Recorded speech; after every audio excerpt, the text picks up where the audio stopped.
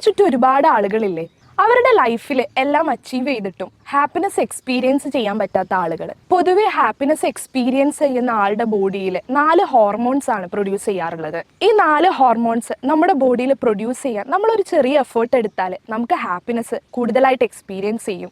അതിൽ first hormone ആണ് endorphin. നമ്മൾ രാവിലെ ജോഗിങ്ങിന് പോകുന്നത്, യോഗ ചെയ്യുന്നത്, അതുപോലെ തന്നെ ജിമ്മിൽ പോയിട്ട് വർക്കൗട്ട് ചെയ്യുന്നത്, ഇങ്ങനെയുള്ള ഫിസിക്കൽ ആക്ടിവിറ്റീസിൽ ഇൻവോൾവ് ചെയ്യുന്നതോടുകൂടിയാണ് എൻഡോർഫിൻ എന്ന ഹോർമോൺ ബോഡിയിൽ പ്രൊഡ്യൂസ് ചെയ്യുക.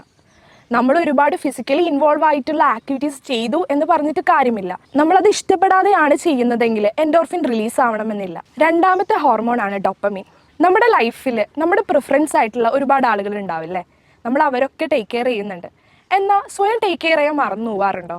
സെൽഫ് കെയർ എന്ന ആക്ടിവിറ്റിയിലൂടെയാണ് ഡോപ്പമിൻ എന്ന ഹോർമോൺ റിലീസ് ആവുന്നത്. മൂന്നാമത്തെ ഹോർമോൺ ആണ് സെറോട്ടോണിൻ. മറ്റുള്ളവർക്ക് സഹായങ്ങൾ ചെയ്തു കൊടുക്കുന്നതിലൂടെയാണ് നമ്മുടെ ബോഡിയിൽ സെറോട്ടോണിൻ ഉണ്ടാവുക.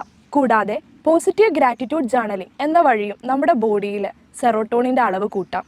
നമ്മുടെ ലൈഫിൽ നടക്കുന്ന ചെറിയ ചെറിയ അച്ചീവ്മെൻറ്റ്സ്, സന്തോഷങ്ങൾ, അതൊക്കെ റെക്കോർഡ് ചെയ്ത് വെക്കുക, എഴുതി വെക്കുക. ഇങ്ങനെയുള്ള ടെക്നിക്കിലൂടെ നമ്മുടെ ലൈഫിൽ ഹാപ്പിനെസ് കൊണ്ടുവരാൻ പറ്റും. ലാസ്റ്റ് ഹോർമോൺ ആണ് ഓക്സിറ്റോക്സിൻ. നമുക്ക് ഇഷ്ടപ്പെട്ടവരുണ്ടാവില്ലേ, നമ്മുടെ പ്രിയപ്പെട്ടവർ, നമ്മുടെ പാരൻസ് ആയിക്കോട്ടെ, മക്കളായിക്കോട്ടെ, അങ്ങനെ നമ്മുടെ കുടുംബം, ഇവരുടെ അടുത്ത് നല്ല സമയം സ്പെൻഡ് ചെയ്യുന്നതിലൂടെ ഓക്സിറ്റോക്സിൻ്റെ അളവ് കൂട്ടാം.